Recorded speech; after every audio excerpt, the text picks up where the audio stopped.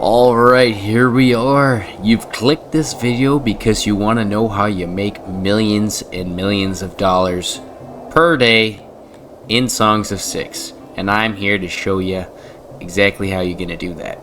So if you look here, we have my series city we've been running on the side. This is Fiendopolis. I've been working very hard on it, and you guys will see the continuation of this series today. Later on, I've been working very hard in the background, figuring out how these towns work, and you can see that some of them are producing a lot of money. This guy here is giving me 35,000 per day, and he actually can go up to 81,000 per day. And we're making tons and tons of money off of all of these guys. So the way I do that is, you can see I have all of my regions named after what they're doing to kind of help myself understand what each town is and kind of sort them better. So we have a money town here, and I believe the other money town is over here. So we have two money towns. We have the tax administration building as well as the bank headquarters. I don't know if they necessarily have to be built on the same spot, but I feel that they are worth it to put on the same spot. So you can see that the tax office gives a global boost, as well as the bank gives a local boost. So you can only have a certain amount of these tax offices, but when you max them out, you basically get a huge return on taxes. So cheap stages or pavilions or whatever are available very early on for most small settlements. You can see this guy here, he has access to an upgrade for the band station, so I can do that. Then I go in here and I just raise his tax rate all the way up to a point where it's in the blue still, and then I still have some points, so I can go like that, and we're gonna get it all the way up to 22,000. This is per day income, and I'm gonna accept that. And you can go into your money here, and I can see that my taxes are 325,000 per day. That's per day that money's coming in, or when the shipment gets here, I believe.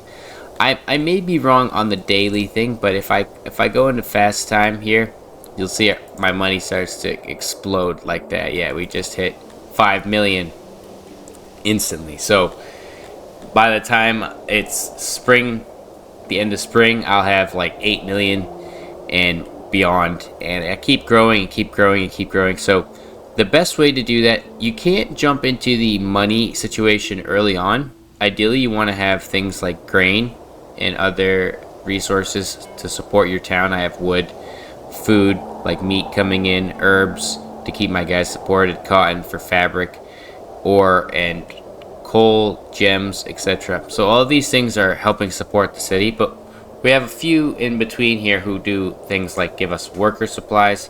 So this guy here, whenever I have an upgrade for one of these, it gives me more workforce, which allows me to upgrade these and then just put more towards the tax, and then that's all it is. Basically, each region will have their maximum amount of happiness or tax availability, so you can see that that's the max amount there. So the goal is to get these guys as happy as possible by providing the most amount of services necessary to give them the boost. And some things like this police headquarters is actually really good. So we have the police town here.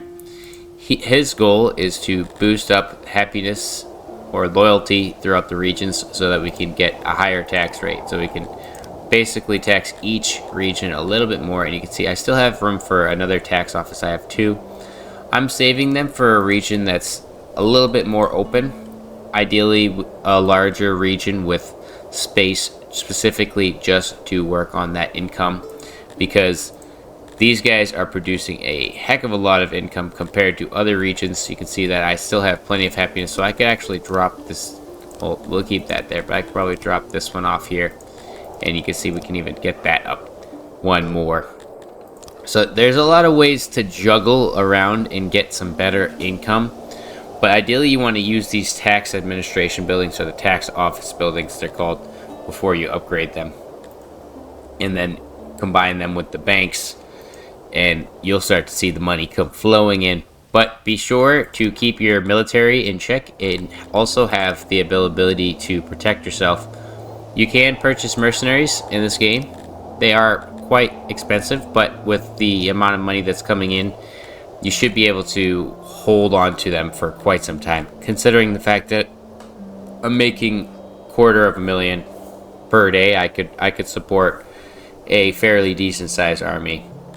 Let's see, I think probably like that many guys. I don't want to purchase them right now because I'm saving up for some good stuff. But anyways, thank you guys for watching this quick little video. I hope you guys learned something. I just want to show you that you can make a crap load of money in V.66, because the more territory you have, the more you're gonna make. So if I captured these guys, it's definitely plausible to get $1 million per day in this game right now. So be sure to build your tax offices. Goodbye.